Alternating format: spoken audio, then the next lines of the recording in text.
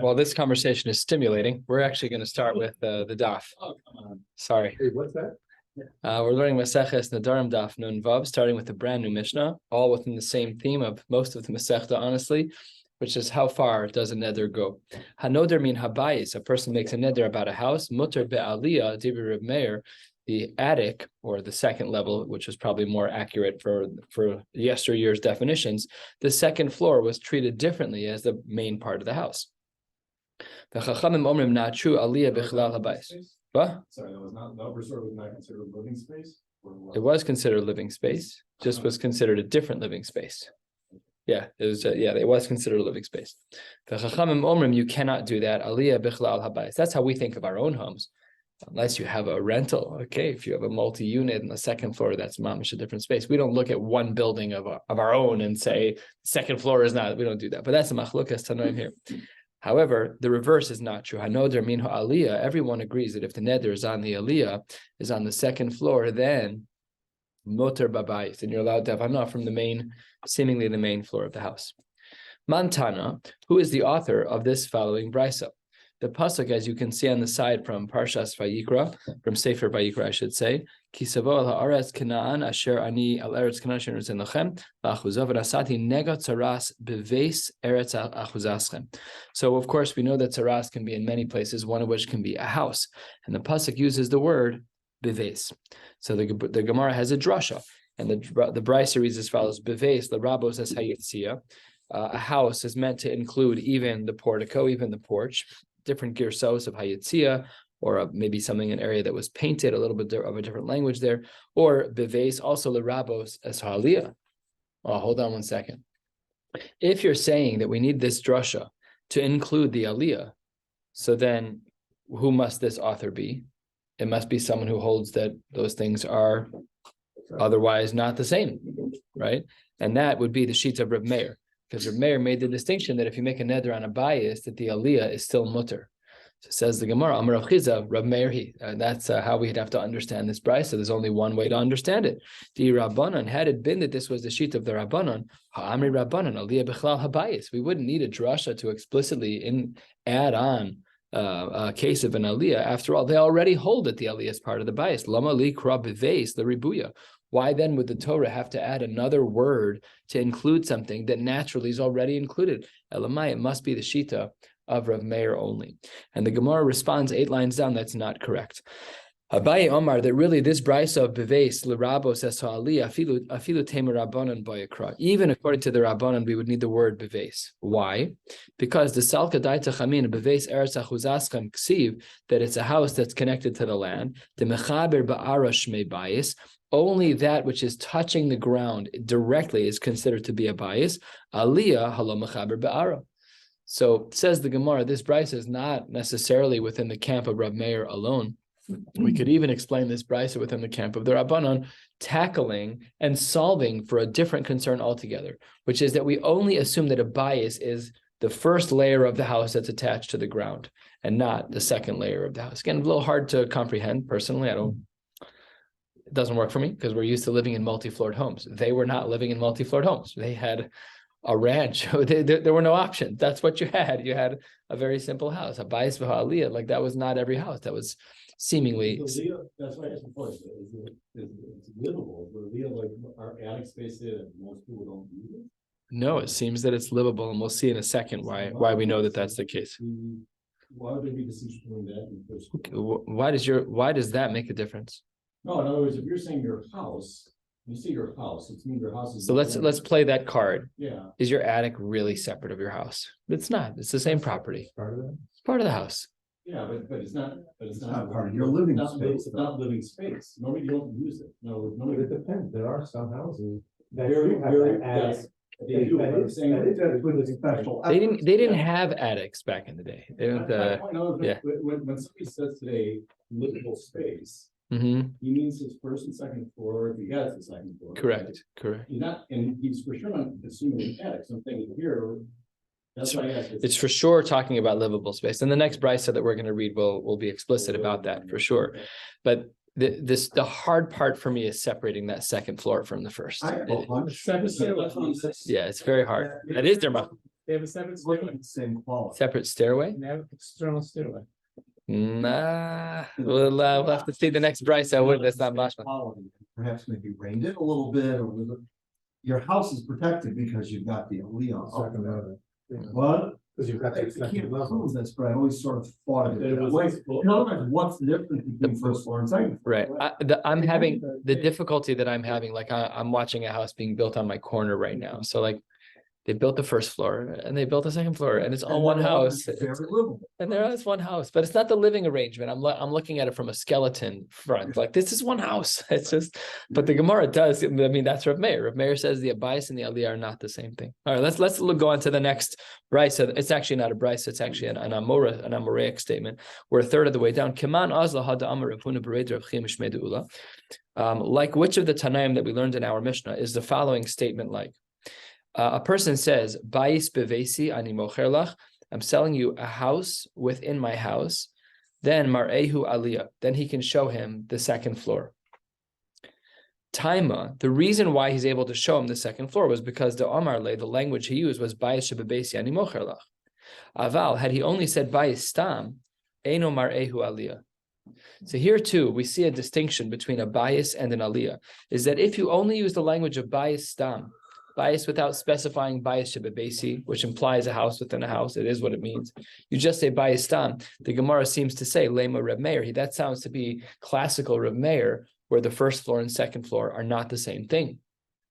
Says the Gemara, not a raya. Afilu temer abanan my aliyah me'ula shebebatim. No, the word aliyah in this brisa, and this is you're just retranslating the word. We know that aliyah means something elevated up on the platform. Here he says it's from the language of me'ula, of excellent. No, you got the language all wrong. You can make no diukim about Reb Meir one way or the other. The brisa is speaking about something differently.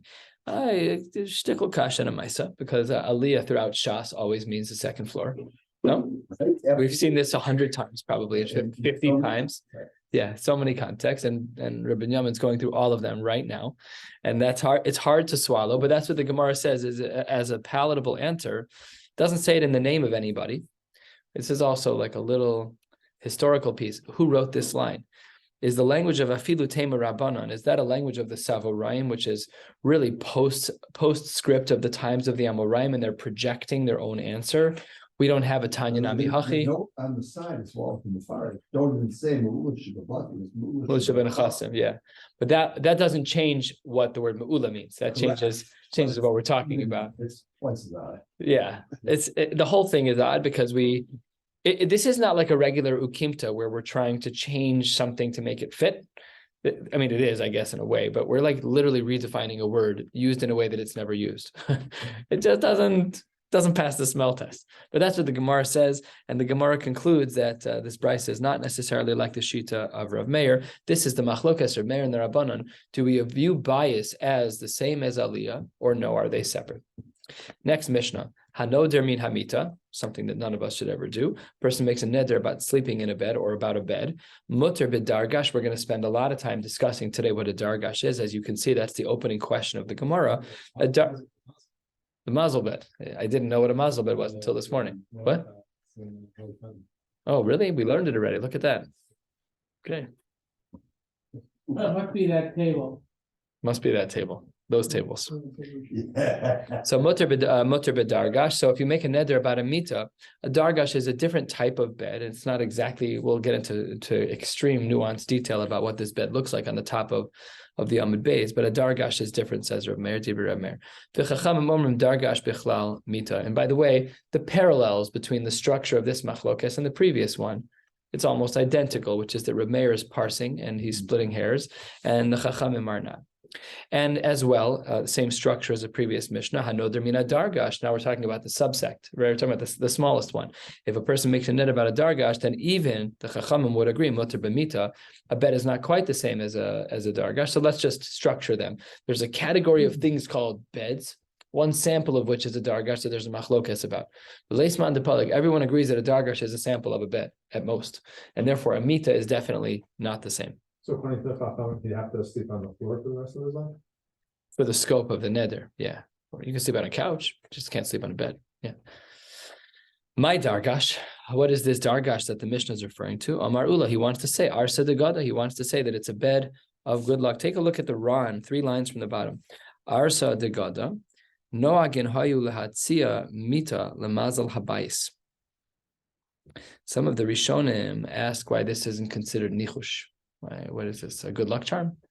Remember when we were little kids, they used to have these keychains that had a fake rabbit foot on it, all of these things, the things that you hang from your mirrors, like there's some of them are really on the fence. Some of them are really usher. You just got to be careful, like the good luck charms. And okay, so the Gemara says over here that was considered to be, this dargash was an arsa de goda. Was it for an angel or something? What? The dargash was the dargash honoring an angel.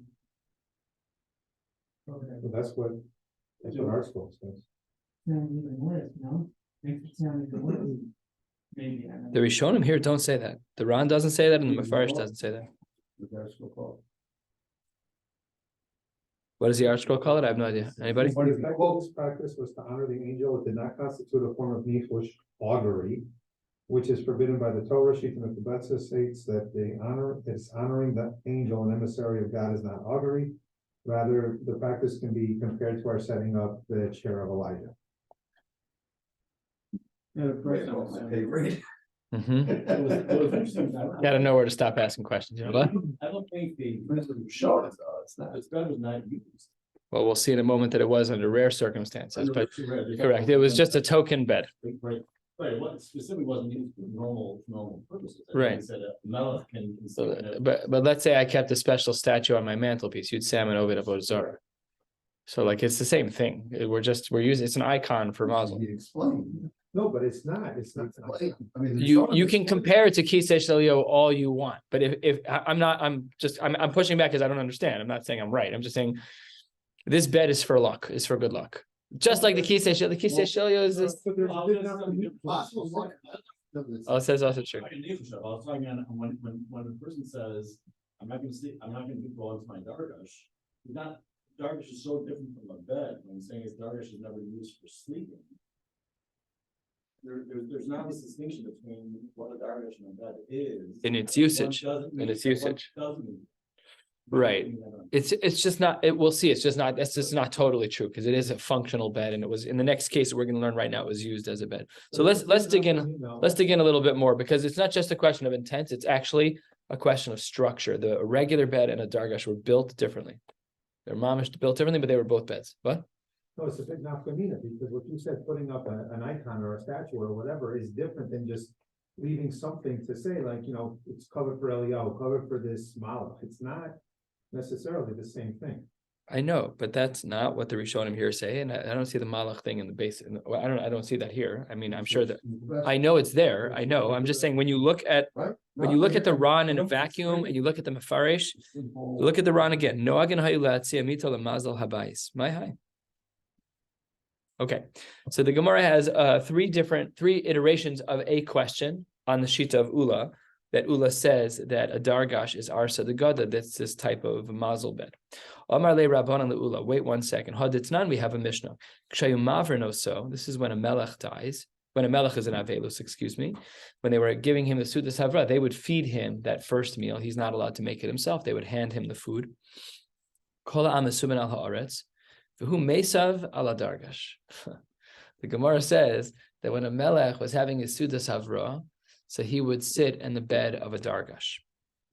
So it asks the Gemara a little cheeky. The Gemara says, wait 1 second. Kula shata lo yasiv ala. The whole year he doesn't sit on a dargash one single time, and all of a sudden he's in avelus. Hu yoma yasiv ala. So what do we see from here? We see that this bed can't be for mazel.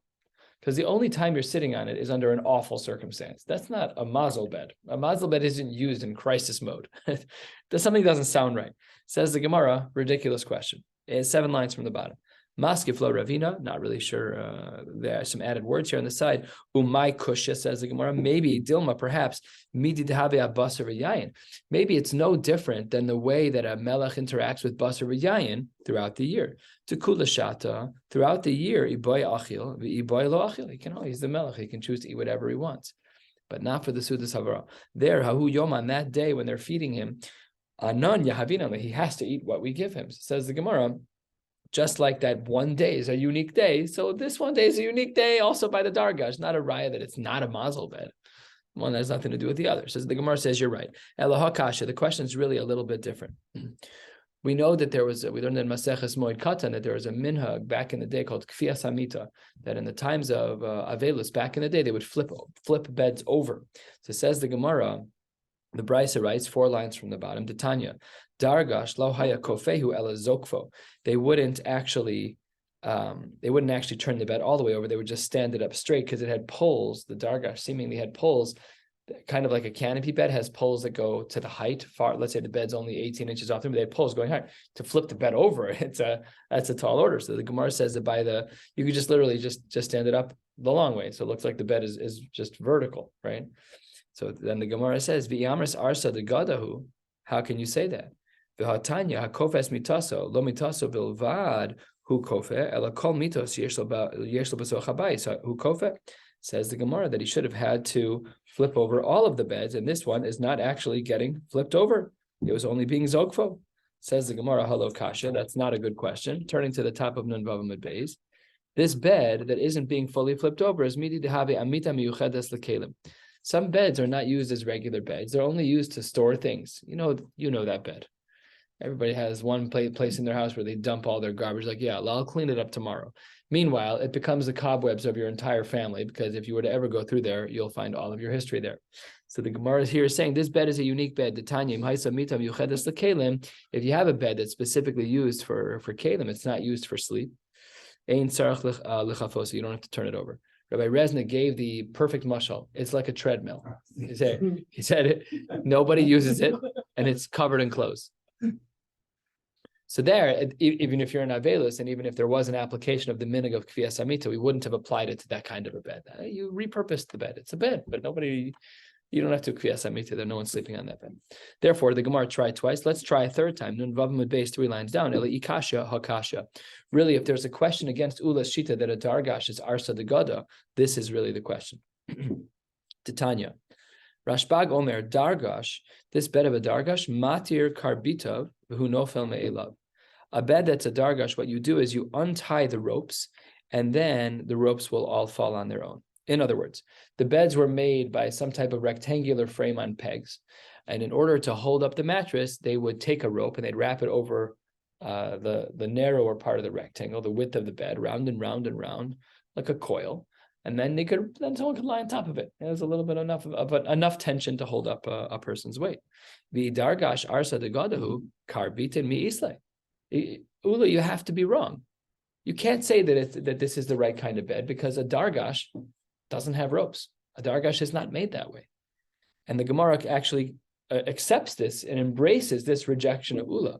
Kiyasa Ravin, and in fact, the story is told about Ravin when he came to Eretz Yisrael. Says the Gemara, Amar, he said the following: that he had said that he had asked this question to someone, V'Rav Tachlifa Bar Ma'arav Shemei. The person he had asked, his name was Rav Tachlifa. And why did he ask Rav Tachlifa to have a shchiach b'shuka d'tzali? The reason he asked Rav Tachlifa the following question was because he worked in a leather market. He worked in a place where leather was sold. V'Amar li, my dargash arsa d'tzala. He says, no, it's not arsa de gada. It's an arsa d'tzala. It's a bed that has a piece of fabric that's leather, that kind of like, I don't know, we don't, yeah, but it's like leather stretched over the bed frame, right? The leather's kind of pulled on all 4 sides in order for a person to lie across it. And that's all and here's another story from the Amoraim, quarter of the way down, Itmar, Ezu Mitav, Ezu Dargash. How do we distinguish between a regular bed and a Dargash? Amrav Yirmiyah, Mita Misargin Osal Gaba. That was like I initially described, the ropes go over the outer frame, no problem. But Dargash Misargin Osal Migufo. But a Dargash, there are holes in the frame, and the rope is woven through the wood frame. They're just built a little bit differently. Meisve, the Gemara says, hang on one second. We know that Kli Eitz Me'emasai Mekablan Tuma. From when is wood going to be Mekabel Tuma? Hamita ve'ha'arisa. These kinds of beds, when do they get the status of a Kli? Misheyashufam ve'or hadag. When they have been sanded down with the skin of a fish. I guess that was the sandpaper of old. Can't imagine that being very effective. The scales of a fish are going to be enough to sand down wood.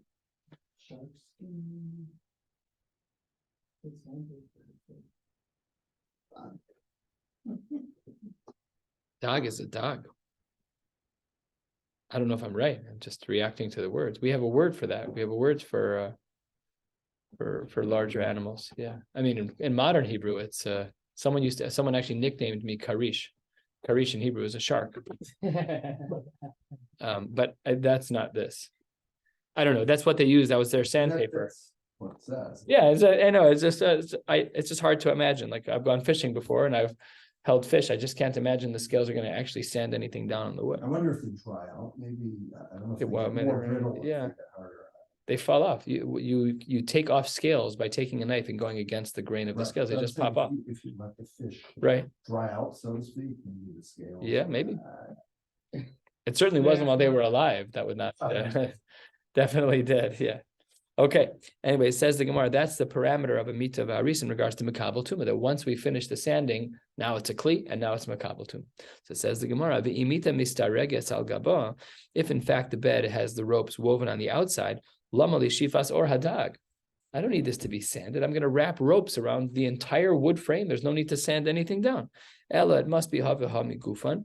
Really, it must be that the threading of the rope, both for a regular bed and a dargash, was internal. There were holes in the frame, and it was woven into the frame. And mita aule ve'afuke bibzini, and dargash ule afuke be'avkasa. That really the bed itself was woven through holes, and the dargash had hooks on the inner side of the frame, and they would run the wire from one hook to the other like eyelets, and they would just build the bed that way. So built a little bit differently. Says the Gemara, Amar Rav Yaakov Bar Acha Amar Rebbe Mita Shenaklite Yotzen Zokfa V'dayo. A bed that has very tall posts and it can't be totally flipped over. It can be zokfa, just stood up, like the din we spoke about earlier, and that's considered sufficient. And how do we paskin in regards to a dargash? Amar Rav Yaakov Bar Idi Amar Rav Yeshua Ben Levi Alocha Ki Reb Shimon Ben Gamliel. That a dargash is actually closer to a regular bed physically than we thought, and it is not the arsa de gada. We do not assume that that's the case. We reject the shita of ula and we fall back on the shita of Reb Shimon ben Gamliel. Historically speaking, this Gemara is a little bit unique because Abaye, seemingly from the presentation of the Gemara, was one of the only people to deal with this question. And he wasn't countered by Rava. He wasn't countered by any of the classics. He's countered by nameless arguments of the Gemara that his understanding of Dargash has to be wrong. Just highlighting, it's not like a normal presentation. We know Nedarim is a little odd sometimes, and this is odd within odd, because usually when there's a machlokes between Abaye and somebody else, they'll say Amar Abaye, and then Rava Omar, I disagree with you, but we're not seeing that. We're not seeing that. Maybe it was after Rava died. I don't know. I'm postulating, but it's just a little bit of a strange Gemara. What? What did Abaye say? Abaye was the one who answered the question at the open of the Gemara. The Gemara had said, Ula, excuse me, Amar Ula, Arsa de God, I said Abaye. So Ula, same question. And the Rabbanan do say, but there's no names here. Okay, doesn't matter. Let's continue. Halfway down Nun Vav Amud Beis, heading to the end of the page. Anoder min ha'ir, if a person makes a neder to not go into a particular city, mutar likanis letchuma, you can go into the 2,000 amma range that surrounds the city, Shal'ir, but also likanis le'ibura. However, you're not allowed to enter into the ibur space.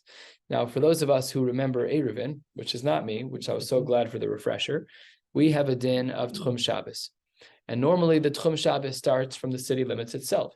However, sometimes if this is the city limits, we may have a house that's within 70 2/3 of an amma. And if there is a house there, then that's where we start the 2,000 amos from. So let's say, Mashal Amal Davar Domeh, the city limits is my Gemara. And this outer edge of the stender is 65 amos, and there's a house right here. So when a person makes a neder from a city, you cannot come into the city. You can go into the tchum. That's not a problem. But ve'aser likanes le'ibura. You cannot go into the space, the 70 2/3 amma space that's between the classical city limits and the beginning of that 2,000 amma space outside of that city limit. That's what the Mishnah writes. Aval, says the Gemara, hanoder min habayis. Skip, no.